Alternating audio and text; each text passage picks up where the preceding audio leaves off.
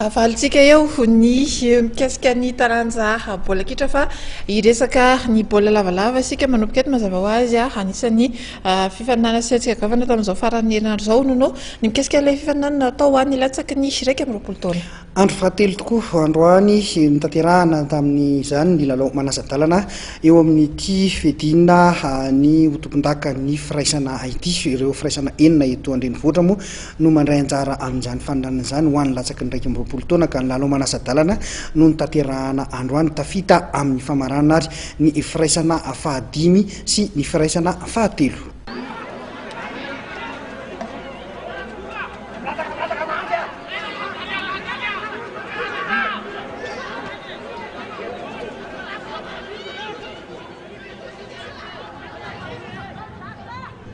Araka ny efa napoizin'ny mpakafy ny taranja baolina lavalava dia tafita hiatrika ny lalao famaranana ny ekipa voafantina avy eo amin'ny firaisana fahadimy sy ny firaisana fahatelo.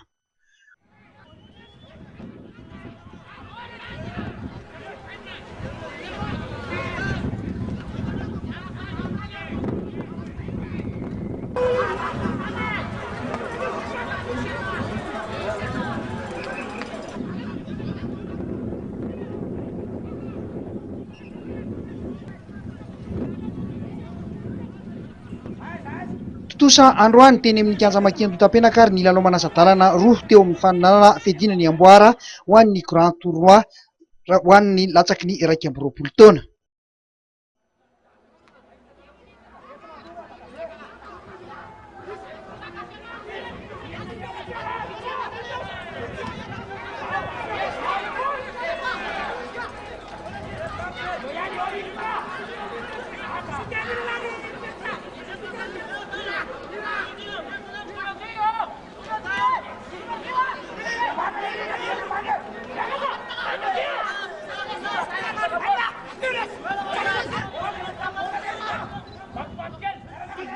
Ity arantsika amin'ny sary ity dia ny lalao manasa-dalana farany izay nikatrohany ny firaisana fahadimy manao akanjo manga amin'ny sary sy ny firaisana voalohany manao akanjo mena. Resiny ny firaisana fahadimy tamin'ny isa 27 ary teto ry zareo avy eo amin'ny firaisana voalohany.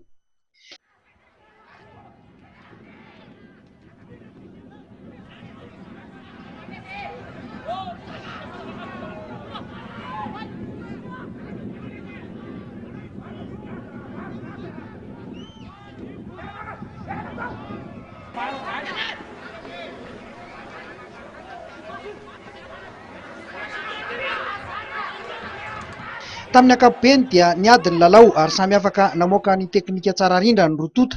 Teo amin'ny fizara-potoana voalohany dia samy nahatonga ese iray avy ny rotota izay samy nahatsara hors-jeu ihany koa. Ny firaisana voalohany teto no nitarika tamin'ny isa 29. Teo amin'ny fizara-potoana faharoa dia tsy nifampitsitsintsony ny rotota fa ny famalina hatramin'ny farany ny fanafihana. Hatrany amin'ny 7 minitra ny lalaovana dia mbola nitarika hatrany ny firaisana voalohany tamin'ny isa 17. Tao anatin'ny 10 minitra farany no nandrombahany ny firaisana fahadimy ny tapakila ho any amin'ny famaranana rehefa nahatonga baolina nentim-tarana indroa misesy izy ireo ka nalasa ny isany ho 20 raha tsy nietsika teo amin'ny 17 tsony ny firaisana voalohany. Ny ankapobeny zany le fifaninanana dia nizotra tsara amin'ny eritreretana anazy. Hoe fitsongana an'le moins de 21 ans zany le izy dia azo lazaina hoe atao amin'ny lavana anazy zany le izy. Ohatra sy ny ahoana no endriky ny zava-misy eto zany amin'ny lalao famaranana?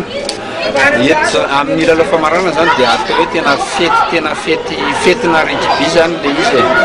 Na dia atao hoe ho an'ireto le zaza tanora reto tsy hoe tanora moa zany zareo 21 ans zany efa tsy ao amin'ny tena herin'ny tanteraka zareo.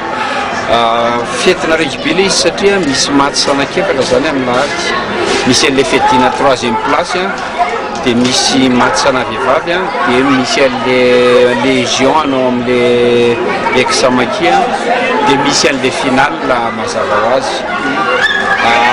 Ny koa zany no amezana ohatran'ny hoe fahatsiarovana an'le akangasisana namborana 1957 anankitelo zareo sisa dia mba amena kely fahatsiarovana an'izay ohatran'ny hoe passage ny tany France tamin'izay fotoana.